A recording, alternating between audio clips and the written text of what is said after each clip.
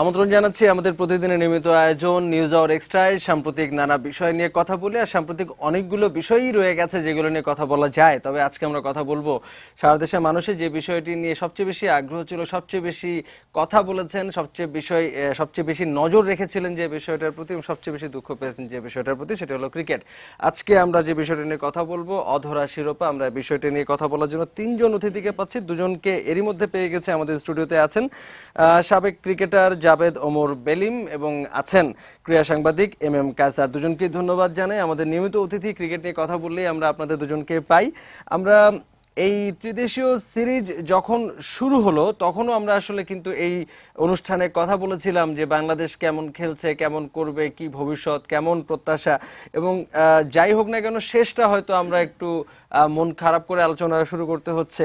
আমরা একটু জাবেদ ওমর বেলিম আপনার কাছে যাচ্ছি, আজকের ম্যাচের পোস্টমর্টেমটা যদি আপনার কাছে শুনতে পাই, এরপরে অন্য আলোচনা। দেখেন, প্রথমে ব্যাড লাক বলবো না, আমরা যেভাবে যে নোটে শুরু করেছিলাম তো ভেরি প্রফেশনাল ভাবে আমরা আরম্ভ করেছিলাম। আমি কায়সার ভাইয়ের আগের অনুষ্ঠানে আপনাদের এখানে ছিলাম। তো আমি মনে করি আজকে খেলাটা আমি বলবো পোস্টমর্টম করবো না, ঠিক আমরা মনে করি আমাদের যেটা মানে লেভেল, ওইভাবে আমাদের যে কোয়ালিটি ক্রিকেট আমরা খেলি, উইকেট অবশ্যই একটা ঝামেলা ছিল আজকে। ওরাও যেমন ব্যাটিং করেছে, ওদেরও সহজ হয় না, 220 রান করে আরও বেশি হতো, আমরা পরে ভালোভাবে কামব্যাক করেছি।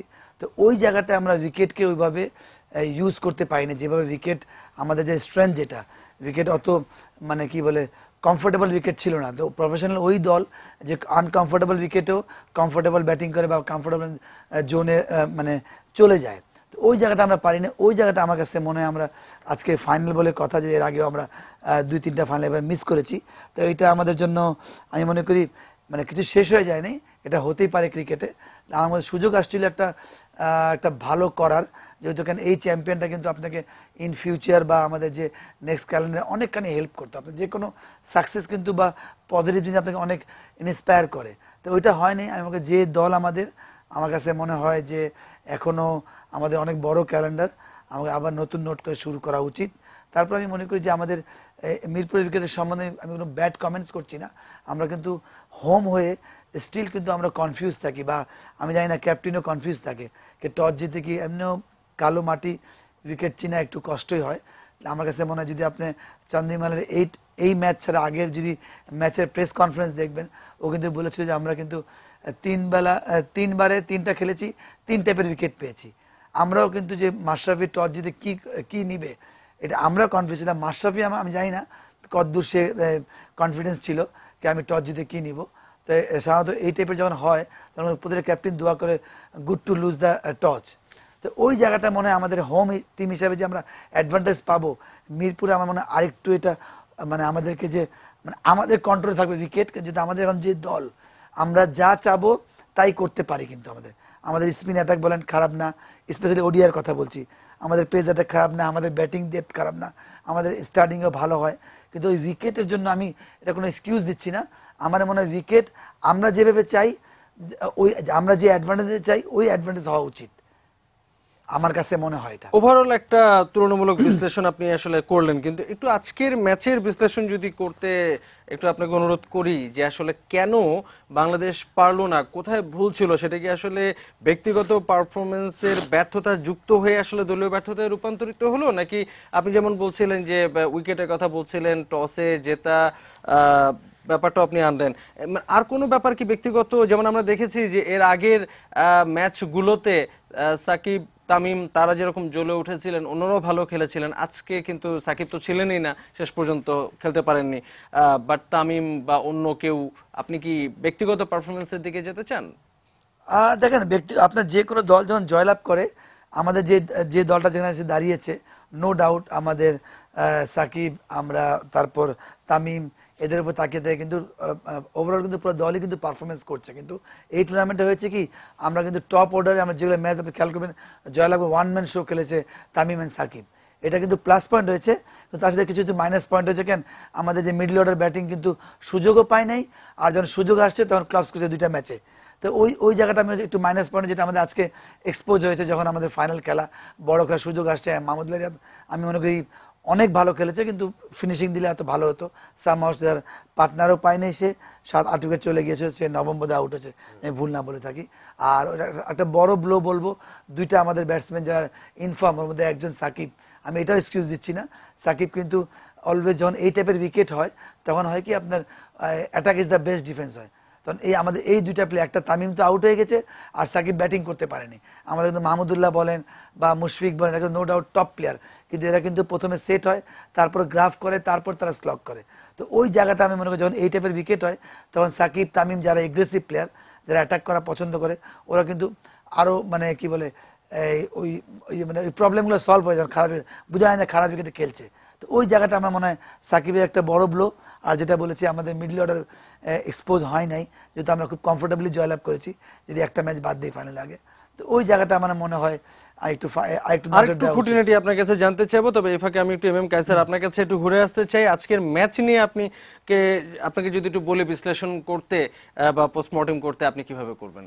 ধন্যবাদ নরজ। আসলে আজকের ম্যাচ নিয়ে যদি আপনি বলতে চান তাহলে প্রথমে যে কথাটি বলতে হবে যে সারা রাত আমি বাংলা পরীক্ষার জন্য প্রস্তুতি নিলাম এবং পরের দিন আমি যখন আমি স্কুলে গেলাম তখন দেখলাম যে আমাকে অঙ্ক পরীক্ষা দিতে হচ্ছে। তো বাংলাদেশ দলের ব্যাটিংটা দেখে কিন্তু আজকে এই কথাটা আমার কাছে মনে হয়েছে যে দেখুন যে উইকেটে শ্রীলঙ্কা ব্যাট করেছে, শ্রীলঙ্কা কিন্তু শুরু থেকেই এই উইকেটে টসে জিতে তারা কিন্তু যখন ব্যাটিংটা শুরু করেছিল সেই শুরু থেকে তারা একদম পুরো 50 ওভার পর্যন্ত খেলেছে এবং শ্রীলঙ্কা কিন্তু বুঝতে পেরেছিল যে এটি কিন্তু একটু অন্য ধরনের উইকেট, এখানে বল একটু দেরিতে আসছে, স্পিনাররা সহায়তা পাচ্ছেন, একটু বল গ্রিপ করছে এবং পেস বোলারদের জন্য এখানে বেশ কিছু রয়েছে, মানে সুইং রয়েছে এবং বল কিন্তু উইকেট কিন্তু একটু ধুলা উঠছিল উইকেট থেকে। সো শুরু থেকে একদম পুরো 50 ওভার পর্যন্ত বোলাররা বেশ ভালো ডোমিনেট করে গিয়েছেন, কিন্তু শ্রীলঙ্কার যে কয়েকজন ব্যাটসম্যান ব্যাটিং করেছেন তাদের কেউ কিন্তু আপনার জাস্ট তেড়ে ফুড়ে ব্যাট করা যেটাকে বলে সেটা কিন্তু করে দেখাননি। কারণ বাংলাদেশের ইনিংসের সূচনাটাও কিন্তু অনেক ধীর গতিতে হয়েছিল। তামিম ইকবাল যদি ভুল না করে থাকি তিনি কিন্তু প্রথম ওভারে মেডেন দিয়েছিলেন, রাইট, একটা রানও তিনি করেন। রাইট, আমি আসছি সেই কথায়। তার আগে আমি একটু বলে নিই যে উইকেটের ক্যারেক্টারটা বাংলাদেশ দলের তুলনায় কিন্তু শ্রীলঙ্কার ব্যাটসম্যানরা ভালো মতো বুঝতে পেরেছিলেন এবং তারা জানতেন যে এই উইকেটে আমাদেরকে যদি ভালো স্কোর করতে হয় তাহলে কিন্তু পুরো 50 ওভার পর্যন্ত ব্যাট করতে হবে। দেখুন শ্রীলঙ্কার যে 4 জন ব্যাটসম্যান ব্যাটিং করেছিলেন তারা কিন্তু প্রত্যেকেই বলের তুলনায় রান কম করেছেন, অথচ ওয়ানডে ম্যাচে আমরা জানি যে বলের সমানই রান করলে সেটাকে 100 স্ট্রাইক রেট যদি থাকে তাহলে সেটাকে ভালো ব্যাটিং বলে। বাট তারা কিন্তু পরিস্থিতির দাবি মেটাতে হয় কিভাবে সেটা জেনেই কিন্তু তারা এই উইকেটে এরকমভাবে ব্যাট করেছিলেন। 38 নম্বর ওভারে কিন্তু তারা মেডেন দিয়েছেন, যখন আপনার ডেথ ওভার চলছে তখনও কিন্তু তারা আপনার তেড়ে ফুড়ে ব্যাট করেননি, কারণ তারা জানতেন যে এটি স্ট্রোক খেলার জন্য পারফেক্ট উইকেট নয়, আদর্শ উইকেট নয়, এখানে যদি আপনি স্ট্রোক খেলতে চান তাহলে সেক্ষেত্রে কিন্তু আপনি আউট হয়ে যাবেন। এই কারণে তারা যে কাজটি করেছেন সেটা হলো যে সিঙ্গেলস এবং 2 রান, জাস্ট এটার উপর তারা কিন্তু বেশিরভাগ সময় জোর দিয়েছেন এবং এই কারণে তারা যে 221 রান করেছে, এই 221 রান হয়তো অনেকে বলবেন যে খুব কম স্কোর, কিন্তু এই উইকেট এবং এই পরিস্থিতির বিবেচনায় কিন্তু এই 221 রানটা কিন্তু আপনার 250 প্লাসের মতোই কিন্তু স্কোর। সেটি যখন বাংলাদেশ ব্যাট করতে নেমেছিল তখন বাংলাদেশ এটি জানতো। কিন্তু আমি একটা বিষয় আবার একটু বলি যে 221 রান উইকেট যেমনই হোক 221 রান চেস করার মতো ক্ষমতা কিন্তু বাংলাদেশ দলের রয়েছে, কিন্তু এই উইকেটে ব্যাট করতে হলে কেমন করতে হবে, যেটি আপনি একটু আগে বললেন যে তামিম ইকবাল এবং মোহাম্মদ মিথুন যেভাবে শুরু করেছিলেন ধীর গতিতে শুরু করেছিলেন, কিন্তু সবচেয়ে বড় যে কাজটি তাদেরকে করতে হতো সেটি হলো যে তাদের একটা জুটি গড়তে হতো এবং লম্বা ইনিংস লম্বা সময় ধরে খেলতে হতো, কিন্তু বাংলাদেশ দলের ব্যাটসম্যানরা সেই কাজটি কিন্তু করতে পারেননি। তামিম ইকবাল যেভাবে আউট হয়েছেন দেখুন শর্টস খেলতে গিয়ে আউট হয়েছেন, আপনি সাব্বির রহমান যেভাবে আউট হয়েছেন শর্টস খেলতে গিয়ে আউট হয়েছেন, মাত্র উইকেটে এসেছেন সেট হওয়ার আগে কিন্তু আউট হয়ে গিয়েছেন। কিন্তু এই উইকেটের ক্যারেক্টার এমন যে এখানে আপনাকে ফার্স্টে গিয়ে দাঁড়াতে হবে, সিঙ্গেলসের উপর খেলতে হবে, তারপর শেষের দিকে উইকেটে সেট হওয়ার পর তখন স্ট্রোক খেলতে হবে। খুব সহজ একটা বিষয়, কিন্তু এই সহজ বিষয়টা বাংলাদেশ দলের বাদবাকি যত ব্যাটসম্যান ছিলেন এক্সেপ্ট মাহমুদুল্লাহ, বাদবাকি সবাই কিন্তু কঠিন করে ফেলেছিলেন। এবং আপনি বাংলাদেশ দলের 1 থেকে একদম পুরো 9 নম্বর পর্যন্ত ব্যাটসম্যান যারা আউট হয়েছেন, 2টো রান আউট বাদ দিলে আপনি দেখবেন যে যত ব্যাটসম্যান আউট হয়েছেন প্রত্যেকে কিন্তু শর্টস খেলতে গিয়ে আউট হয়েছেন। দ্যাট মিনস বল আপনার উইকেটে পড়ে ব্যাটে দেরিতে আসছে, শর্টস যখন আপনি খেলবেন টাইমিং মিলবে না, এবং এই কাজটি করতে গিয়ে বাংলাদেশের ব্যাটসম্যানরা উইকেট এক অর্থে বলা যায় যে বিলিয়ে দিয়ে এসেছেন। সো ক্রিকেটে একটা বিষয় বলা হয়ে থাকে কি নরোজ, যে play the game according to the situation. আপনি যদি সেটা সম্ভব করতে না পারেন তাহলে কিন্তু আপনি ম্যাচ জিতবেন না। শ্রীলঙ্কা দল কিন্তু এই কারণে এই উইকেটটা ভালো রিড করতে পেরেছিল দেখেই তারা কিন্তু সেই পরিস্থিতি অনুযায়ী কিন্তু ব্যাট করেছে এবং বাংলাদেশ সেটি ব্যাট করতে পারেনি। বাংলাদেশ যদি এই ম্যাচ পুরো 50 ওভার খেলতে পারতো এবং মাহমুদুল্লাহ রিয়াদের সঙ্গে আরেকজন ব্যাটসম্যান যদি একটু ভালো ইনিংস খেলতে পারতেন, 50 প্লাস স্কোর করতে পারতেন, তাহলে এই ম্যাচ খুব ক্লোজ হতো। কিন্তু এই ম্যাচ 79 রানে বাংলাদেশ এই ম্যাচ হেরেছে, জাস্ট এই ব্যবধানটাই জানান দিচ্ছে যে এটি একটি নো কম্পিটিশন ম্যাচ হয়েছে। সো উইকেটের সঙ্গে যে উইকেটে যেমন ব্যাটিং করা উচিত সেটি বাংলাদেশ করতে পারেনি দেখে কিন্তু আজকের এই ম্যাচটি বাংলাদেশ হেরেছে। আচ্ছা, সেটা নয়, আজকের ম্যাচ নিয়ে আমরা কথা বলছি যে বেশ শেষ পর্যন্ত যে পার্থক্যটা রচিত হয়েছে, যে একটা বড় ব্যবধান, এই বড় ব্যবধান হয়তো দুই দলের শক্তির পার্থক্য কতখানি মানে বোঝায় সেটা হয়তো একটা আলোচনার বিষয় হতে পারে। কারণ আমরা দেখেছি যে বাংলাদেশ এই টুর্নামেন্টে দুর্দান্ত সূচনা করেছিল এবং রীতিমতো প্রতিপক্ষদের সবাইকে উড়িয়ে দিয়েছিল, কিন্তু শেষ ম্যাচে আমরা দেখলাম শ্রীলঙ্কার বিপক্ষে বেশ বড় ধরনের ব্যাটিং বিপর্যয় এবং বড় ধরনের ব্যবধানে হেরে যাওয়া। ফলে এই বিপর্যয়টা থেকে আসলে কতখানি শিক্ষা নেবার ছিল বাংলাদেশ দলের, বা স্ট্র্যাটেজি কতখানি বদলানো ছিল, এই বিষয়ে কি আপনি কিছু যোগ করতে চান কিনা? রাইট, সবচেয়ে বড় বিষয়টা হলো কি যে বাংলাদেশ যে প্রথম 3টা ম্যাচ জিতেছিল, আমি জাভেদ ওমরের সাথে একদম একমত, সেই ম্যাচগুলোতে কিন্তু বাংলাদেশ তাদের প্রবলেমের জায়গাটা কোথায় সেটা কিন্তু খুঁজে বের করতে পারেনি। দেখুন, আপনি যখন বড় ব্যবধানে ম্যাচ জিতবেন সেটার কিন্তু ইতিবাচক দিকটা হলো যে আপনি তখন একটা আত্মবিশ্বাসে থাকছেন যে প্রতিপক্ষকে আমি উড়িয়ে দিয়েছি, কিন্তু নেতিবাচক দিকটা হলো যে নেতিবাচক দিকটা কি সেটা আপনি খুঁজে তখন পাবেন না, কারণ তখন আপনি আনন্দে মশগুল থাকবেন এবং এই কারণে আপনার সমস্যাটা কোথায় সেটা কিন্তু আপনি বের করতে পারবেন না।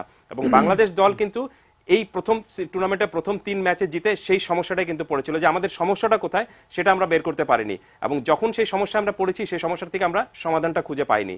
আমাদের সবচেয়ে বড় সমস্যা ছিল middle order batsman, except Tamim Iqbal এবং সাকিব আল হাসানকে বাদ দিলে আপনি প্রথম যে 3টি ম্যাচ আমরা জিতেছি সেখানে কিন্তু ব্যাটসম্যানরা তেমন কেউ বাদবাকিরা কেউ কিন্তু করে দেখাতে পারেনি। মিডল অর্ডারে মুশফিকুর রহিম ভালো খেলেছেন, আজকে মাহমুদুল্লাহও ভালো খেললেন। মুশফিকুর রহিম আজকে ভালো খেলেছেন, বলারটা ঠিক একদম পুরোপুরি আমি বলছি যে টুর্নামেন্টের শুরুর দিকে টুর্নামেন্টের শুরু থেকে একটি ম্যাচ তিনি ভালো খেলেছেন, কিন্তু ধারাবাহিকভাবে ভালো খেলতে হবে। হয় কি যে আপনাকে প্রত্যেকদিন কিন্তু ওপেনাররা ভালো করে দিবেন না, বা ওয়ান ডাউন ব্যাটসম্যান যিনি রয়েছেন তিনি আপনাকে ম্যাচ জিতিয়ে দিবেন না।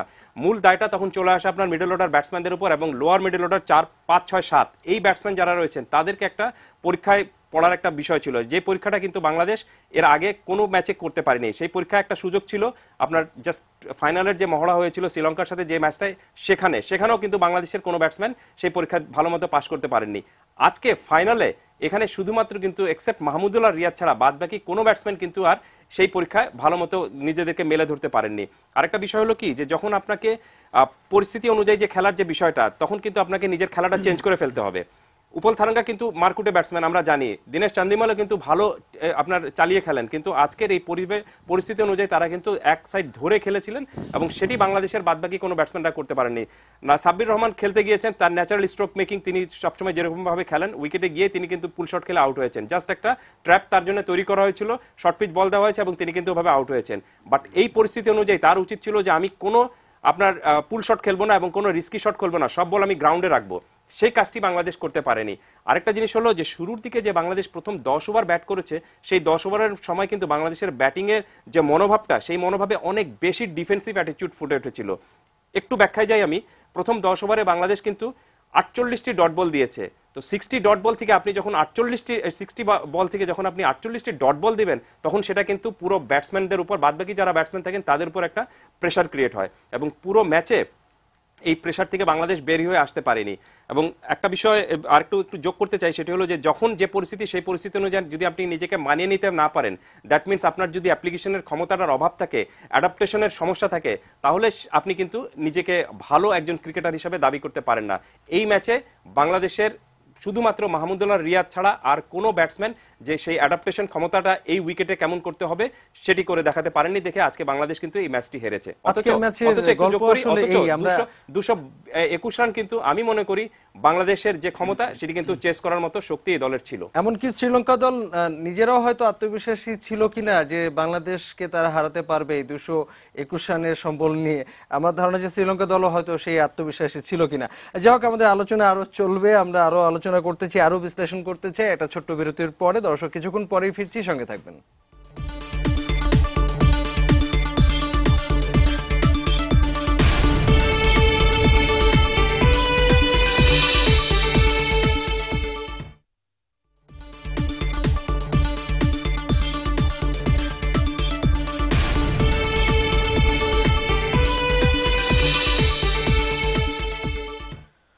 আবারও ফিরলাম নিউজ আওয়ার এক্সট্রা আলোচনায়। আজকে কথা বলছি ক্রিকেট নিয়ে, বিষয় অধরা শিরোপা। আমরা তিনজনকে এবার পেয়ে গেছি। আমাদের সঙ্গে জাভেদ ওমর বেলিম এবং এম এম কায়সার ছিলেন, আর এইমাত্র আমাদের সঙ্গে যুক্ত হলেন ক্রীড়া সংগঠক খন্দকার জামিল। আপনাকে ধন্যবাদ জানাই আমাদের সঙ্গে আলোচনায় যুক্ত হওয়ার জন্য। এবার হয়তো আমরা একটু খন্দকার জামিল আপনার কাছেই যেতে চাই। আমরা এরই মধ্যে আজকের ম্যাচের এক ধরনের পোস্টমর্টেম বিশ্লেষণ করে ফেলেছি, একটু আপনার মুখেও শুনতে চাই আজকের ম্যাচ নিয়ে আপনি সংক্ষেপে 2 লাইনে কি শোনাবেন আমাদেরকে। ধন্যবাদ আপনাকে। আমি আসলে দুঃখিত যে রাস্তায় প্রচন্ড জ্যামের কারণে আমার আসতে একটু দেরি হলো। যাই হোক, রাস্তার হতাশাটা আরো বেশি করে গ্রাস করেছে বাংলাদেশের পরাজয়ের হতাশার সঙ্গে। আজকের ম্যাচটা আমি আসলে যেরকম আশা করেছিলাম বাংলাদেশের কাছ থেকে, যে 82 রানে অল আউট হওয়ার পরে যেরকম একটা ভালো সূচনা আশা করেছিলাম, এবং প্রথমার্ধে বাংলাদেশ 221 রানে গুটিয়েও দিয়েছিল শ্রীলঙ্কাকে, এবং এটা ভেরি মাচ অ্যাচিভেবল টার্গেট ছিল। উইকেট যতই উইকেট নিয়ে কথা বলা হোক না কেন, বাট 220 চেস করার মতন ক্যাপাবিলিটি বাংলাদেশের আছে, এই ব্যাপারে কোনো সন্দেহ নেই।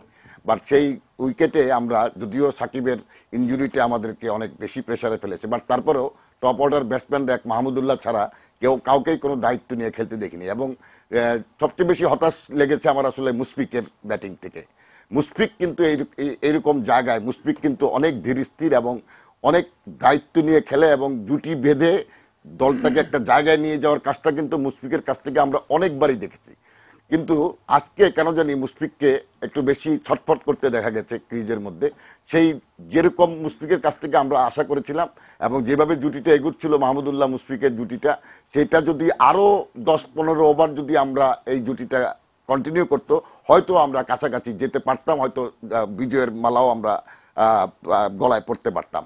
তার মাঝখানে দুটো রান আউট, এক মিঠুনের আত্মাহুতি দেওয়া, এবং এর পরবর্তীতে সাইফ মাহমুদুল্লাহর সঙ্গে সাইফেরও ব্যাটিং কিছুটা ভালো ব্যাটিং করতে জানে ছেলেটা, এবং মোটামুটি উইকেটে একটু ধরেও খেলছিল, বাট তারপরও তার অযথা একটা রান নিতে ছুটোছুটি করে 2টো রান আউট, এবং সাকিবের অনুপস্থিতিতে সব মিলিয়ে বাংলাদেশ আসলে যেভাবে একটা ফাইনাল ম্যাচে যেভাবে পারফর্ম করা দরকার, যেরকম একটা সলিড পারফরমেন্স দরকার, সেরকম পারফরমেন্স আমরা দেখি নাই, এবং যার কারণেই বাংলাদেশকে আজকে তৃতীয়বারের মতো ফাইনালে হতাশার আগুনে পড়তে হয়েছে। আমরা একটু জাভেদ ওমর বেলিমে আপনার কাছে আবারও ফিরছি, যে ঠিক ফাইনালের আগের ম্যাচে বাংলাদেশের ব্যাটিং বিপর্যয় নিয়ে হয়তো সেই অর্থে তেমন কোনো কথাও হয়নি, এবং ফেসবুকে অনেকে বলেছেন যে রোজ জিততেও ভালো লাগে না, মাঝে মধ্যে প্রতিপক্ষকে একটু সুযোগ দিলেও দিতে হয়। আমরা শ্রীলঙ্কা আমাদের দেশে অতিথি এসেছে, তাদেরকে একটু খাতির করলাম। আমরা কি আসলে সেখান থেকে যা আমাদের শিখবার ছিল সেগুলো কি আমরা না শিখে কি একটু এক ধরনের আত্মতুষ্টিতে ভুগছিলাম কিনা, যার ফলাফল আজকে দেখতে পেলাম? দেখেন, ফেসবুক ওরা বলবে এখানে এটা এই টাইপের ফান হবে, সোশ্যাল মিডিয়া থাকবে, কিন্তু প্রফেশনাল লেভেলে একটা রান যেমন ইম্পর্টেন্ট, একটা উইকেট ইম্পর্টেন্ট, একটা ম্যাচ প্রতিটা দিন, স্পেশালি আমরা বাংলাদেশ ক্রিকেট দল যেখানে দাঁড়িয়েছে, আমাদের হয়তো আমরা অনেক টপ ক্রিকেট খেলছি, খুব ভালো ক্রিকেট খেলছি, কিন্তু স্টিল আমাদের ইমপ্রুভ করার টপ জায়গায় যাওয়ার অনেক জায়গা আছে, স্পেশালি বাংলাদেশ টিমের কথা যদি বলি আমি। তো ওই জায়গাটায় আমরা, যেটা আপনি বলছিলেন যে আমি স্টার্টিংয়ে বলেছি যে আমাদের প্রতিটা দেশ কিন্তু অ্যাডভান্টেজ নেয় উইকেটের, সেটা অস্ট্রেলিয়া হোক, সেটা ইংল্যান্ড হোক, ইন্ডিয়া হোক। তাহলে ওই হিসাবে আমরা অনেক জায়গায় আমাদের হাতুড়ার সময় আমরা টেস্ট ম্যাচে সাকসেস হয়েছি, কিন্তু উইচ ইজ এগেন্স্ট যদি অস্ট্রেলিয়া বলি, ভেরি আনপ্রিপেয়ার্ড উইকেট ছিল। তাহলে আমাদের যেখানে স্ট্রেংথ, আমাদের যখন আপনার একটা দল সমান হয়, বা আমরা কিন্তু এই টুর্নামেন্টে যাওয়ার আগে কিন্তু আমরা কিন্তু মানে চ্যাম্পিয়নের দাবিদার নিয়ে কিন্তু প্রথম, আগে যে আমরা ফাইনাল খেলে, জামিল বললো আগে 2টা ফাইনাল খেলেছি, কিন্তু আমরা চ্যাম্পিয়ন হলে অনেক খুশি হতাম, কিন্তু এখন কিন্তু আমরা চ্যাম্পিয়ন হলে এটাই আমাদের প্রাপ্য ছিল, কিন্তু আমরা কিন্তু ওটা পারিনি। একটাই কারণ, যেটা আমার কাছে মনে হয়েছে, স্টিল আমরা উইকেট নিয়ে কনফিউজ। আর যখন একটা ভালো মোটামুটি দল, মানে 18-20 দল যখন এই টাইপের উইকেটে খেলে, তখন মানে পার্থক্যটা কমে যায়। আমার কাছে মনে হচ্ছে মিরপুরের উইকেটটা একদমই প্যারাডাইজ উইকেট হতো, আমাদের আরও প্লাস। আমি বলছি না আজকে বাংলাদেশ হেরে গেছে কোনো এক্সকিউজ না, বাট আমার মনে হয় ওই অ্যাডভান্টেজটা আমাদের ওডিআই স্পেশালি বলবো নেওয়ার সময় আসছে, যে আমাদের কনফিডেন্স লেভেল বলেন বা উইকেটের কন্ডিশন আমাদের জানা থাকবে, উইকেট কেমন খেলো। আমার বিশ্বাস অবশ্যই জানা ছিল, কিন্তু আমরা ওইভাবে যখন শ্রীলঙ্কা ব্যাটিং করছিল, বা আমরা যে 82 রানে অল আউট হয়ে গেছি, আমার বিশ্বাস যে অবশ্যই ড্রেসিং রুমে আলাপ হয়েছে, কি এই উইকেট এই টাইপের এখানে স্ট্রোক, যেটা কাইসার ভাইয়ের সঙ্গে আমি একদমই একমত। যখন উইকেট ডিমান্ড না করে অ্যাটাক করার, তখন কিন্তু আপনি অটোমেটিক 10টা বল খেললে কিন্তু যে ব্যাটসম্যান 22 গজে থাকে ও কিন্তু বুঝতে পারে কি আজকে উইকেট ডিমান্ড করছে না স্ট্রোক খেলার, বল ফেসে আসতেছে। বা আজকে কিন্তু আমি যখন শ্রীলঙ্কান ব্যাটিং করছিলাম, আমি মাঠে ছিলাম, একদম 2 পেজে বোলিং হচ্ছিল, কিছু বল সেম জায়গায় পরে নিচে নামছিল, কিছু বল উপরে উঠছিল। তো ওই জায়গাটা আমার মনে হয় আমরা কি বলে অ্যাপ্লিকেশন বলেন বা কপ করা বলেন উইকেটের মাঝখানে, ওইটা আমরা করতে পারিনি। যেটা আমাদের এই টাইপের উইকেটে আমাদের হয়তো বাইরেও এর চেয়ে আরো ভয়ানক উইকেট হবে, যেটা আমরা সাউথ আফ্রিকায় সাফার করেছি। আমাদের সামনে ওয়ার্ল্ড কাপ ট্যুর আছে, বাইরে ওয়ার্ল্ড কাপ আছে, 2018-তে অ্যাওয়ে ট্যুর আছে দুটি, অস্ট্রেলিয়া, ওয়েস্ট ইন্ডিজ, সোফার। আমার মনে হয় ওই জায়গাটা আমাদের একটু নজর দিতে হবে যে উইকেট কি ডিমান্ড করছে, সিচুয়েশন কি ডিমান্ড করছে। আর অবশ্যই যেটা স্টার্টিং বলে আমরা আজকে 220 ক্যাপাবল আমাদের যে দল, যে আমাদের ব্যাটিং ডেথ, কিন্তু আমার কাছে মনে হয় আমরা প্রচুর নেগেটিভ নিয়ে, যেটা বললো 48 ডট বল প্রথম 10 ওভারে 60 বলে, এটা কিন্তু এই টাইপের উইকেটে, মানে যখন আপনার ট্রু উইকেট থাকে, যেমন তামিম যেটা ওর ইন্টারভিউতে বলেছে যে আমি প্রথমে স্টার্ট স্লো করি, আমি জানি ওটা আমি ক্যাচ আপ করবো। কিন্তু আপনি এই টাইপের যখন ফাঁসা উইকেট বা বল থেমে আসে, তখন তো আপনি ক্যাচ আপ করতে পারবেন না স্ট্রোক খেলে, আপনাকে 1s and 2s কাভার করতে হবে। যেটা আজকে আমাদের ওই দিন তো আমার একটা শিক্ষা হয়েছিল 82 রান অল আউটে, আজকে কিন্তু আরো বড়ভাবে শিক্ষা হলো। হয়তো আমার কাছে মনে হয় তখনই আমরা আরো ভালো দল হবো, ওয়ার্ল্ডের 1-2 নম্বর দল। এই টাইপের উইকেট যদি আমি ছোট্ট একটু পিছনে আসি, অস্ট্রেলিয়া যে উইকেটে খেলেছিল, ওই উইকেটে ওয়ার্নার 100 করেছিল, সেটা চিটাগাঙে বলেন বা আমাদের এখানে বলেন, এটা বড় একটা এক্সাম্পল। আমাদের মাহমুদুল্লাহ আর সাকিব যে করেছিল নিউজিল্যান্ডে, আমাদের চ্যাম্পিয়ন্স ট্রফিতে এগেন্স্ট নিউজিল্যান্ড, তো ওইটা একটা বড় উদাহরণ। ওই টাইপের যখন আপনি কনসিস্টেন্ট খেলবেন উইকেটকে ডিমান্ড করে, তখনই কিন্তু আপনি একটা গ্রেট প্লেয়ার হবেন, তখনই আপনি গ্রেট দলে পরিণত হবেন। না হলে আমরা নো ডাউট টপ খেলছি, কিন্তু আমার মনে হয় এই জায়গাটা আমাদেরকে আরেকটু নজর দিতে হবে, আমার কাছে মনে হয়। আমরা এই যে কথাটি আপনি শেষ করলেন, এখান থেকে আমরা পরের প্রশ্নে আপনার কাছে যাব। আমরা একটু এই ফাঁকে কায়সার আপনার কাছে যেতে চাই। আমরা দেখছি যে এই টুর্নামেন্টে, ত্রিদেশীয় এই সিরিজে আমরা আসলে দেখলাম যে পুরো নির্ভরতা সেই আমাদের সাকিব আল হাসান এবং তামিম ইকবাল, আমাদের এই দুজনের উপরই রইল। কিন্তু বাদবাকি খেলোয়াড়রা তারা তো আসলে দলের সদস্য এবং তাদেরকেও তো পারফর্ম করতে হবে। এই সাকিব তামিম নির্ভরতার জায়গা থেকে আসলে বেরিয়ে আসার জন্য আমাদের নিশ্চয়ই কোনো উদ্যোগ দরকার, যাতে ভবিষ্যতে এই ধরনের ব্যাপার যেন না ঘটে। আপনি কি কিছু যোগ করতে চান কিনা? দেখুন, দলে 11 জন খেলেন এবং 11 জনের প্রত্যেকের কিন্তু নির্দিষ্ট একটা দায়িত্ব থাকে। সেই দায়িত্বটা যদি তারা পালন করতে না পারেন, তাহলে কিন্তু সেটার দায়ভার কিন্তু বাদবাকিদের উপরে যাবে না। যেমন তামিম সাকিব আজকে ম্যাচে ভালো করতে পারেননি, তাই সেজন্য তামিম সাকিবকে কিন্তু শুধু আপনার অভিযোগ করে বা দায়িত্ব দিয়ে কিন্তু বা বলাটা কিন্তু ঠিক হবে না যে তারা পারফর্ম করতে পারেননি দেখে কিন্তু বাংলাদেশ আজকে ভালো করতে পারেনি। প্রত্যেকের জায়গা থেকে কিন্তু দায়িত্ব পালন করতে হবে। তামিম সাকিব প্রথম দিকে তো আপনাকে 3টি ম্যাচে জিতিয়েছিলেন, বাট পরের ম্যাচগুলিতে তো বাদবাকিদেরকে দায়িত্বটা নিতে হবে। সো যেটি আমি বারবার বলার চেষ্টা করি সেটি হলো যে ক্রিকেটে কিন্তু যে কোনো একজন ব্যাটসম্যান কিন্তু আপনাকে প্রত্যেকদিন রান করে দিবেন বা প্রত্যেকদিন কেউ 5টি করে উইকেট পাবেন, সেটি ভাবার কোনো কারণ নেই। বাট যখন যে ব্যাটসম্যান সুযোগটা পাবেন, সেই সুযোগটা তাকে কাজে লাগাতে হবে। তামিম ইকবাল আজকে ভালো করতে পারেননি, হতেই পারে, একজন ব্যাটসম্যান কিন্তু খারাপ খেলতেই পারেন, কিন্তু যে সুযোগটা পেয়েছিলেন আজকে সাব্বির রহমান, তিনি কিন্তু 3 নম্বরে আজকে ব্যাট করার সুযোগ পেয়েছিলেন, বিকজ সেখানে সাকিব ছিলেন না, সাকিব ইনজুরিতে পড়েছিলেন দেখে আজকে সাব্বির রহমান 3 নম্বরে ব্যাট করার সুযোগটা পেয়েছিলেন। এর আগেও তিনি সুযোগটা পেয়েছিলেন, সেই সুযোগটা তিনি কাজে লাগাতে পারেননি। কিন্তু ক্রিকেটে একটা কথা বলা হয় কি, যে ক্রিকেট কিন্তু আপনাকে বারবার সুযোগ দিবে, কিন্তু সেই সুযোগটা যদি আপনি কাজে লাগাতে না পারেন, তাহলে কিন্তু সেই সুযোগটা একসময় আপনার কাছ থেকে আপনি বেশি দিন পাবেন না। এবং আজকের ম্যাচে কিন্তু সাব্বির সেই সুযোগটা হারিয়েছেন।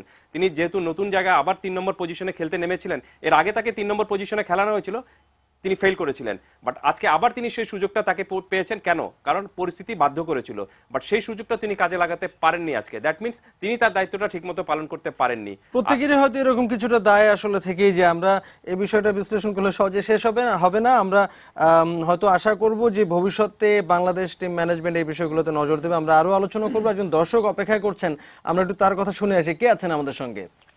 হ্যালো, আসসালামু আলাইকুম, আমি আমিনুল ইসলাম রাজশাহী থেকে। জি, আমার প্রশ্নটা হচ্ছে জাভেদ ভাইয়ের কাছে। ওই যে যখন ইনিংসে হ্যাট্রিক বল চলছে, তখন এত একটা শট মারলেন, তো তখন তো ইনিংসে নতুন ব্যাটসম্যান আসছিল, প্যাভিলিয়ন থেকে কি এমন কোনো নির্দেশনা হয় না যে বলটা দেখে খেলার জন্য? অনেক ধন্যবাদ দর্শক আপনাকে। জাভেদ ওমর বেলেম নিশ্চয়ই এই প্রশ্নের জবাব দেবেন, আমরা তার কাছে যাব। তবে তার আগে ছোট্ট বিরতি নেবার সময় হয়েছে, কিছুক্ষণ পরেই ফিরছি। দর্শক সঙ্গে থাকবেন।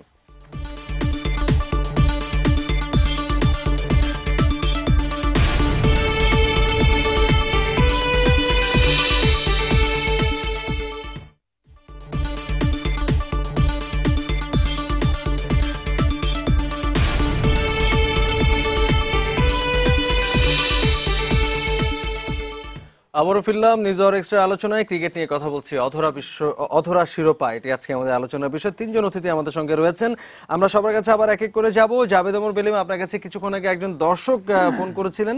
সাধারণ দর্শক এরকমই হয়তো ভাবেন, অনেকেই হয়তো এরকম ভাবেন। আপনি যদি তার প্রশ্নের জবাবটা দেন, এরপরে আপনার কাছে একটা ব্যক্তিগত প্রশ্ন করব। দেখেন দর্শক, এটা হতেই পারে ওই সময় ম্যাচটা আমার কাছে হ্যাট্রিক কি হলো না হলো এটা ইম্পর্টেন্ট না, আমার কাছে ম্যাচটা জিতাটা ইম্পর্টেন্ট। তো ওই জন্য এটা হয়তো ওই সময় অবশ্যই তাকে বলা হচ্ছে, বা সে নিজেও সেলফ জানে যে আমি এই বলটা আউটলে হ্যাট্রিক হবে, তো ওইটা হয়তো ইনস্ট্যান্ট চলে গেছে। যদি পিওর ব্যাটসম্যান হতো তাহলে আমি ওয়ারিড থাকতাম। এটা হতেই পারে ক্রিকেটে। আচ্ছা, এবার ব্যক্তি জাভেদ ওমর বেলিমের কাছে আজকের ম্যাচ ঘিরে প্রশ্ন। ঠিক টক শোতে অংশগ্রহণকারী একজন বক্তা হিসেবে নয়, কোচ হিসেবে নয়, অন্য কোনো পরিচয় নয়, ব্যক্তি জাভেদ ওমর বেলিম, সাবেক একজন ক্রিকেটার হিসেবে আপনার কাছে প্রশ্ন যে বাংলাদেশ দলের ব্যাটিং স্টাইল, ব্যাটিং অ্যাপ্রোচ বা যেভাবে বা টেকনিক্যাল যে বিষয়গুলো, এগুলো একটু আপনার মুখে একটু বিশ্লেষণ শুনতে চাই। এই অর্থে যে আমরা জানি যে এখন যে বাংলাদেশের ব্যাটিং যথেষ্ট আক্রমণাত্মক এবং একটা বিধ্বংসী একটা কি বলবো যে ভাব হয়তো কাজ করে ব্যাটসম্যানদের মধ্যে, যেটা হয়তো অনেক ক্ষেত্রেই জয় বা সাফল্য পেতে ভূমিকা রাখে। কিন্তু টেকনিক্যাল পয়েন্টে কি আপনি কি কিছু যোগ করতে চান? আমরা দেখেছি যে আপনার কাছেই প্রশ্ন এরকম এই জন্য যে আমরা দেখি যে টেস্টে বাংলাদেশে দীর্ঘ ব্যাটিং বা ব্যাটিং টেকনিক নিয়ে অনেক রকম প্রশ্ন আমরা শুনি, অনেক রকম কথা আমরা শুনি, এবং ধরে খেলার যে ব্যাপারটি রয়েছে সেই বিষয়টা নিয়ে আমরা অনেক সময় দেখি যে পরিস্থিতি বুঝে ব্যাটিং করা বা সবসময় কখনো কখনো একটু সোজা ব্যাটে খেলা, যেটা আমাদের আলোচনায় এর মধ্যে এলো। এরকম অনেক ব্যাপার কিন্তু আমাদের নিশ্চয়ই আমাদের ব্যাটসম্যানরা জানেন, কিন্তু হয়তো প্রয়োগ করতে হয়তো অনেক সময় ভুলে যান। আপনি কি কিছু বিশ্লেষণ করে শোনাবেন কিনা? দেখেন এটা যে দল, এটা মানে প্রতিটা দল যেভাবে খেলছে, এই দলটা গত 4-5 বছর যাবত, স্পেশালি এই 7-8 জন তো 12 বছর কন্টিনিউ পারফর্ম করছে। এটা কোনো না, হ্যাঁ, কিন্তু আপনার কনসেপ্টটা কি বা আপনার সিচুয়েশনটা কি, এটা যখন আমরা আরেকটু করবেন টেস্ট। তামিম আজকে আমরা কেন তামিম কিন্তু 5 বছর আগেও, কিন্তু 4 বছর আগেও রান করেছে, কিন্তু তামিমকে নিয়ে আমরা এত কথা বলতাম না, এত মাতামাতি করতাম না। আজকে কেন করি? তামিম কিন্তু ওয়ানডের মতো খেলে, টি20 মতো খেলে, টেস্ট কিন্তু টেস্টের মতো খেলে। এই তামিম যখন কেরিয়ার শুরু করেছিল তখন সে টেস্টও কিন্তু এগ্রেসিভ খেলতো, ওয়ানডের মতো খেলতো। তামিমকে কেন আমরা বলি আমাদের একদম মানে ব্যাকবোন বা আমাদের সবচেয়ে ডিপেন্ডেবল? বিকজ ও কিন্তু আমাদের আজকে আমরা কিন্তু এখনো স্টিল আমরা কিন্তু ওপেনিং নিয়ে সাফার করছি।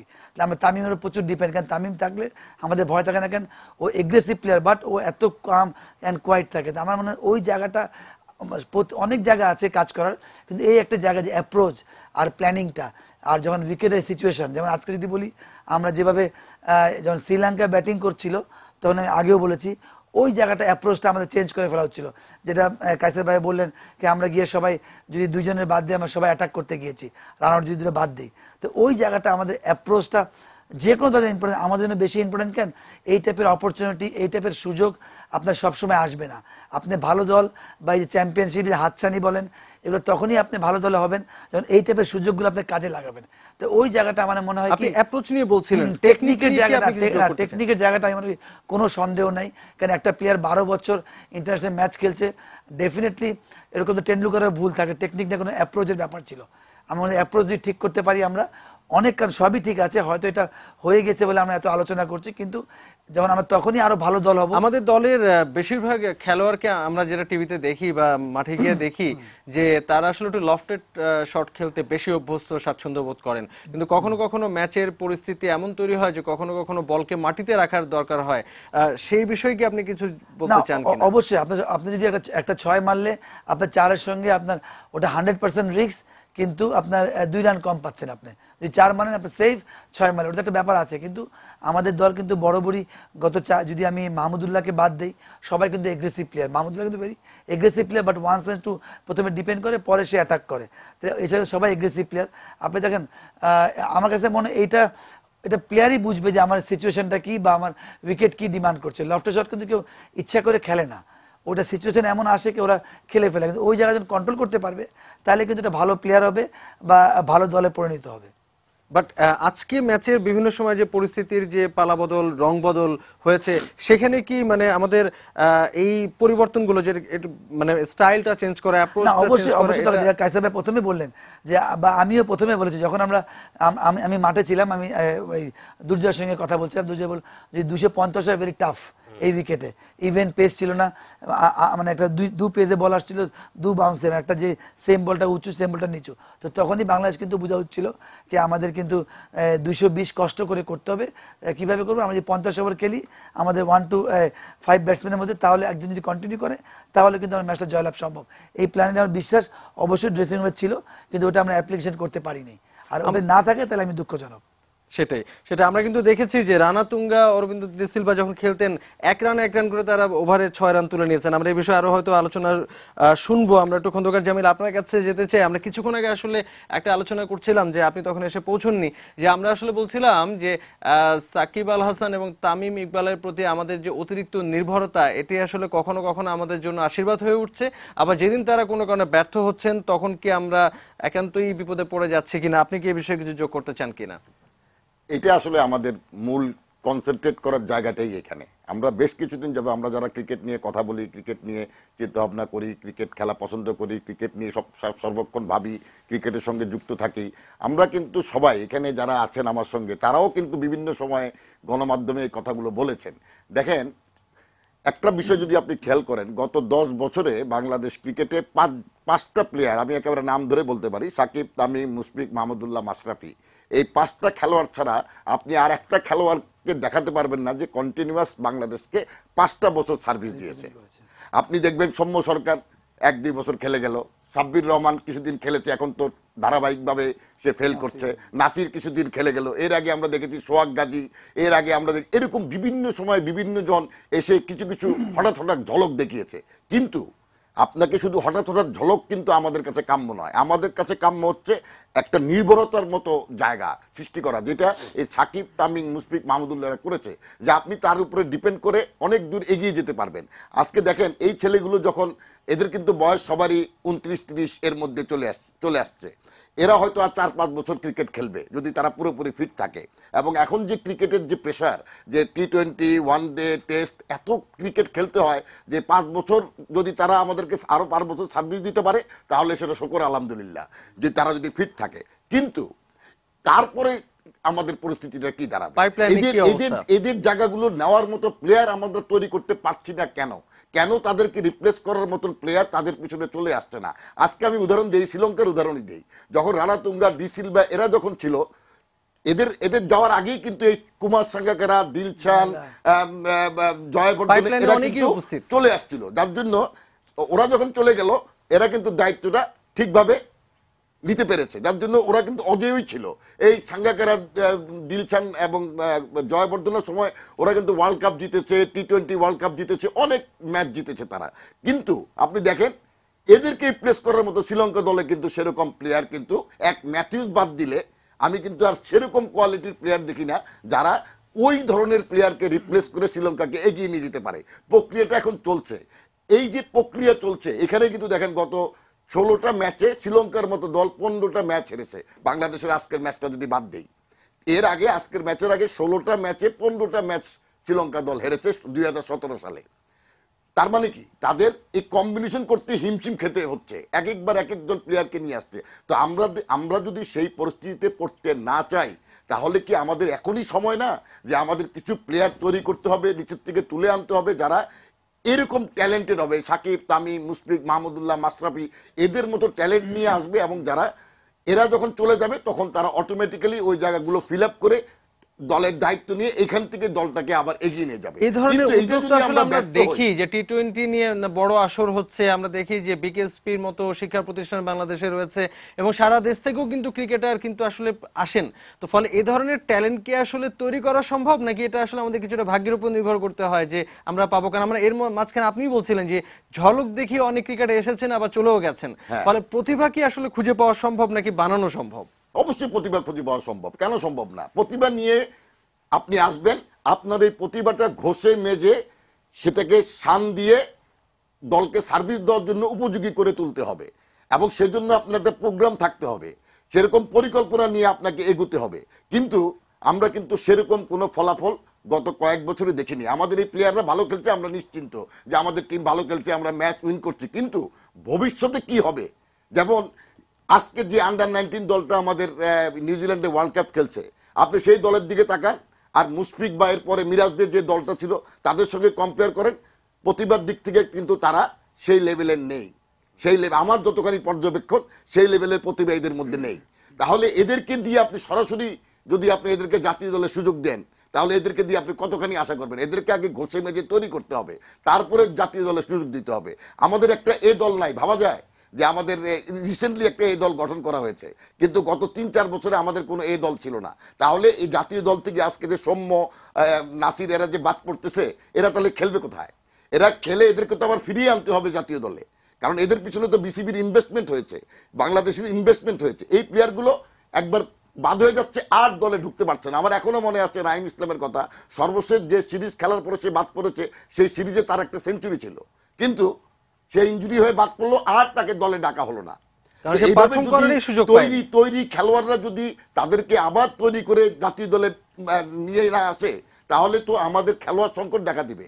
আমরা নতুন নতুন খেলোয়াড় দিয়ে কতদিন এরকম এক্সপেরিমেন্ট চালাবো? সুতরাং এখনই পরিচালনা বা প্রোগ্রাম করতে হবে, এখনই পরিকল্পনা নিতে হবে যে আসলে এই পাইপলাইনটাকে কিভাবে আমি সামনের দিকে এগিয়ে নিয়ে যাব, কিভাবে আমি এই ট্যালেন্টগুলোকে যারা পারফর্ম করছে না, এই সৌম্য সরকারের কথা বারবার আমি বলতে চাই, কারণ হি ইজ ইয়াং, তার মধ্যে ট্যালেন্টের অভাব নেই, হয়তো ব্যাট প্যাট যাচ্ছে। এখন যদি তাকে এই টিম যদি থাকে, আমাদের এই টিমের মধ্যে যদি তাকে সুযোগ দেওয়া হয়, বাইরে নিয়ে খেলিয়ে আনা হয়, সে কিন্তু আমি নিশ্চিত সে আবার তার ফর্মে ফেরত আসবে, এবং তখন আবার হয়তো জাতীয় দলে গিয়ে সে ভালো সার্ভিস দিতে পারবে। এরকম কিছু পরিকল্পনা আমাদের থাকা দরকার, যেই পরিকল্পনা অনুযায়ী আগামীতে এখান থেকে ন্যাশনাল টিমে প্লেয়ার আসবে, এবং এখান থেকে যারা ন্যাশনাল টিম থেকে যারা বের হবে, তারা আবার এই টিমের মাধ্যমে ঘুরে ফিরে আবার জাতীয় দলে আসবে। কারণ ট্যালেন্ট তো আপনি ছড়াছড়ি তো নাই আমাদের, যে একেবারে ছড়াছড়ি কিন্তু 16 কোটি দেশের 16 কোটি মানুষের দেশে যদি এরকম ট্যালেন্ট আমাদের যা আছে, আমি বলতে চাচ্ছি আমাদের যে ট্যালেন্ট গুলো আছে, এক মোটা দাগে বলতে চাচ্ছি, সেই ট্যালেন্ট গুলো সৎ ব্যবহার করতে হবে, অর্থাৎ তাদের সর্বোচ্চ সার্ভিসটা আমাদের দেশের জন্য নিতে হবে। সেটাই আমি আসলে জোর দিতে চাই, এবং এই ট্যালেন্টগুলোকে হারিয়ে না দিতে দিয়ে তাদেরকে আসলে আগলিয়ে রাখা উচিত। আজকে যে ফর্মে নাই, তাকে ফর্মে আনার জন্য কি করা দরকার, পরিচর্যাটা দরকার। পরিচর্যাটা করতে খন্দকার জামিল, আপনাকে অনেক ধন্যবাদ। আপনার কাছে আবারও ফিরবো, আরো ভালো এক্সপ্লেইন করতে পারবো। হ্যাঁ, আমরা আসলে ক্রমশ আমাদের সময় শেষ হয়ে আসছে। আমরা একটু সংক্ষেপে শোনার জন্য আবারও একটু কায়সার আপনার কাছে যাচ্ছি। আমরা দেখি যে এই ধরনের ফাইনাল, কোয়ার্টার ফাইনাল, সেমিফাইনাল, এই ধরনের ম্যাচগুলোতে বাংলাদেশ বরাবরই একটু নড়বড়ে থাকে। আমরা দেখেছি যে অনেক দুঃখের, বেদনার অনেক জন্ম হয়েছে এই ধরনের কোয়ার্টার ফাইনাল, সেমিফাইনাল। আপনি কি কিছু যোগ করতে চান কিনা? না, দেখুন, আজকে বাংলাদেশ যে কারণে পারেনি, তার মূল কারণটা হলো যে যেভাবে যে পরিস্থিতি অনুযায়ী খেলার কথা ছিল, সেই পরিস্থিতির মোকাবেলা করতে পারেনি, মানে অ্যাডাপ্টেড হতে পারেননি ব্যাটসম্যানরা, এক্সেপ্ট মাহমুদুল্লাহ রিয়াদ যেভাবে ব্যাট করেছেন, তার সঙ্গে যদি একজন ব্যাটসম্যান এরকম ভাবে খেলে, আমি আসলে বলছিলাম যে এটা তো ইন্ডিভিজুয়াল যে কোনো ম্যাচেই হতে পারে, কিন্তু ফাইনাল, কোয়ার্টার ফাইনাল, সেমিফাইনাল এলেই কেন বাংলাদেশকে আমরা একটু নড়বড়ে দেখি? না, আমার মনে হয় না যে সেই ফাইনাল সেমিফাইনাল আগে বাংলাদেশ খারাপ খেলেছিল দেখে সেই প্রভাবটা এখানে পড়েছে, কারণ প্রত্যেকটা ম্যাচ কিন্তু আলাদা ইন্ডিভিজুয়াল ম্যাচ, প্রত্যেকটা ডে কিন্তু আলাদা ইন্ডিভিজুয়াল ডে। সো আপনি সেদিন যদি ভালো করেন, তাহলে কিন্তু আপনি ম্যাচ জিততে পারবেন। এর আগে আপনি ভালো করেছিলেন, সেটা কিন্তু আপনি যদি পরের ম্যাচে খারাপ করেন, সেটা কিন্তু কোনো মতেই ভালো আসবে না। সো অনেক বছর আগে বাংলাদেশ সেমিফাইনাল ভালো খেলতে পারেনি বা ফাইনাল ভালো খেলতে পারেনি, সেটার প্রভাব এই ম্যাচে পড়েছে। I don't believe it. আজকে ম্যাচে বলছি না, বলছি যে শেষ পর্যায়ে এসে কোন টুর্নামেন্টের বাংলাদেশের দলের উপর কি একটা বাড়তি কোনো চাপ তৈরি হয় কিনা? এটার ব্যাখ্যাটা আমি এভাবে দিতে পারি যে, দেখুন, এই টুর্নামেন্টের কথাই ধরুন, যে বাংলাদেশ শুরুটা খুব ভালো করেছিল, কিন্তু শুরুটা ভালো করলে আপনার কিন্তু খুব একটা আপনি ফল পাবেন না যদি আপনি শেষটা ভালো করতে না পারেন। কারণ বিমান বাহিনীতে প্লেন চালাতে গেলে পাইলটদের একটা কথা কিন্তু সবসময় বলা হয় যে টেক অফ করাটা খুব ইজি, কিন্তু ল্যান্ডিং করাটাই কিন্তু সবচেয়ে কঠিন। এবং আমরা দেখছি যে তীরে এসে বাংলাদেশে সবসময় তৈরি উঠছে। এই যে বাংলাদেশ চ্যাম্পিয়ন্স ট্রফিতে সেমিফাইনাল পর্যন্ত খেলেছিল, কিন্তু তারপরে কিন্তু আর উঠতে পারেনি। আপনি কোয়ার্টার ফাইনালে আমরা খেলেছিলাম ওয়ার্ল্ড কাপের, কিন্তু তারপরে আমরা শেষ পর্যন্ত ধরে রাখতে পারিনি সেটা। আজকে এখানে আমরা ফাইনালে খেললাম, শুরুটা খুব ভালো করেছিলাম, 3টি ম্যাচে দাপটের সঙ্গে খেলে জিতেছিলাম, কিন্তু শেষটা করতে পারিনি। এই কারণে কিন্তু আজকে আমরা রানার্স আপ দল। অথচ আপনি উল্টো দিকে যান, শ্রীলঙ্কা দল কিন্তু শুরুটা খুবই বাজে করেছিল এই টুর্নামেন্টে, এমনকি তারা জিম্বাবুয়ের মতো দলের কাছেও কিন্তু হেরেছিল, কিন্তু তারা ফিনিশিংটা তাদের খুব ভালো হয়েছে দেখেই কিন্তু তারা জিততে পেরেছে। এই বিষয়ে আমি জাস্ট শুধু একটা উদাহরণ টানতে চাই। উসাইন বোল্ট, তিনি কিন্তু শুরুটা সবসময় ভালো করেন না, কিন্তু ফিনিশিং লাইনে তিনি কিন্তু সবার আগে থাকেন। এমন দেখা গিয়েছে যে অন্তত 60 মিটার পর্যন্ত তিনি কিন্তু পিছিয়ে থাকেন, কিন্তু পরের যে 40 মিটার সেটি তিনি কিন্তু কভার আপ করে সবার আগে চলে যান। সো বাংলাদেশকে এখন কিন্তু সেই জিনিসটা চিন্তা করতে হবে, শুধু শুরুটা ভালো নয়, আপনাকে ফিনিশিংটা ভালো করতে হবে। দ্যাট মিনস আপনি শুধু টেক অফটা ভালো নয়, আপনাকে ল্যান্ডিংটা স্মুথ করতে হবে। ফলে এই অভিজ্ঞতা থেকে বাংলাদেশ নিশ্চয়ই সেই পর্যায়ে সেই সাফল্য দেখাতে পারবে, আমরা সেই আশা করতে পারি। জাভেদ ওমর বিলিম, আপনার কাছে যাচ্ছি, আপনি শেষ লাইনটি কি যুক্ত করবেন? এবং আজকের এই ফাইনালের পর আসলে এটা অতীত, এখান থেকে আসলে আর নতুন করে কিছু পাওয়ার নেই, কিন্তু নিশ্চয়ই আমরা অভিজ্ঞতা থেকে কিছু না কিছু পাওয়ার চেষ্টা করতে পারি। শেষ লাইনে আপনি কি যোগ করবেন? না, আপনি যেটা বললেন স্টার্টিং এ যে একটা কাজে কোশ্চেন করেছিলেন কি আমরা নরবরে যাই সেমিফাইনালে বা বড় ফাইনালে, তো এইটাই আপনি তখনই আপনি ভালো দল হবেন যখন এই টাইপের সেমিফাইনাল, যেটা কোয়ার্টার ফাইনাল বা এশিয়া কাপের 2 রান বা আজকের যে অপরচুনিটি চ্যাম্পিয়ন হওয়ার, আপনি এগুলো যখন চ্যাম্পিয়ন হবেন তখন যে কোনো ক্রিকেট একটা কথা বলে অভ্যাস, রান করা অভ্যাস। আপনি রান না করবেন, আপনার নেগেটিভ জিনিসটা ভর করে। যে প্লেয়ার 5 ম্যাচ আগে 100 মেরেছে, ওই জন্য 5 ইনিংস রান না করে, তখন নেগেটিভ না। রান করাটা অভ্যাস, জয়লাভটাও তেমনি অভ্যাস। আপনার এই টাইপের খেলাগুলো কিন্তু সেম অভ্যাস। আপনার যখন অপরচুনিটিগুলো আসবে, তখন কোয়ার্টার ফাইনাল, সেমিফাইনাল, আপনি ফাইনাল খেললেন, চ্যাম্পিয়ন, এটা হয়তো হতে পারে ট্রাই নেশন, কিন্তু আপনি এই চ্যাম্পিয়নটা কিন্তু আপনার ভবিষ্যতে আপনার কাজে লাগতো। আমি মনে করি তখনই আপনি ভালো দল হবেন যখন এই টাইপের প্রেশার ম্যাচ। আপনাকে দেখেন ইন্টারন্যাশনাল ম্যাচে আপনাকে এই সেমিফাইনাল, ফাইনাল, খারাপ খেলা থেকে ভালো খেলা, একদম 30 রানে অল আউট হয়ে যায়, আবার ব্যাক করা, এই প্রেশারটা আপনাকে নিতেই হবে, না হলে কিন্তু আপনি একটা ভালো দলে পরিণত হবেন না। আমার বিশ্বাস যে বাংলাদেশ টিম যেভাবে ভালো ক্রিকেট খেলছে, যদি এই টাইপের কোনো অপরচুনিটি আবার নেক্সট আসে, এটা তো ইতিহাস হয়ে গেছে, এগুলো কাজে লাগালেই আপনি কিন্তু ওয়ার্ল্ডের এখন তো 6 নম্বরে আছেন, 7 নম্বরে, তখনই আপনি আরো ভালো দিকে একদিনে যেতে পারবেন। আপনি যখন এই টাইপের প্রেশারগুলো আপনি কাজে লাগাবেন বা সাকসেস হবেন, অর্থাৎ এই চাপ নেওয়া এবং ফিনিশিং লাইনে এসে ভালো করা। Exactly. ধন্যবাদ আপনাকে। আমরা একটু খন্দকার জামিল, আপনার কাছে যাচ্ছি, শেষ লাইনে আপনি কি যুক্ত করতে চান? আসলে হতাশার মধ্যে দিয়ে আমাদের এই সিরিজটা শেষ হয়েছে। আমরা খুব আশা করেছিলাম যে প্রথমবারের মতো একটা ট্রাই নেশন আমরা জিততে পারবো হয়তো, বাট বিধিবাম আমাদের সেই সুযোগটা হয়নি। বাট এখানে থেমে থাকলে চলবে না, হতাশা নিয়ে পড়ে থাকলে চলবে না, সামনে এগিয়ে যেতে হবে। সেজন্য চাই সঠিক পরিকল্পনা এবং কিছু বিকল্প খেলোয়াড় তৈরি করা। এই যে নির্ভরতা, 4-5জন খেলোয়াড়ের উপর নির্ভরতা, ক্রিকেটে যে কোনো সময় যে কোনো ব্যাটসম্যান যে কোনো টপ অর্ডার ভেঙে পড়তে পারে।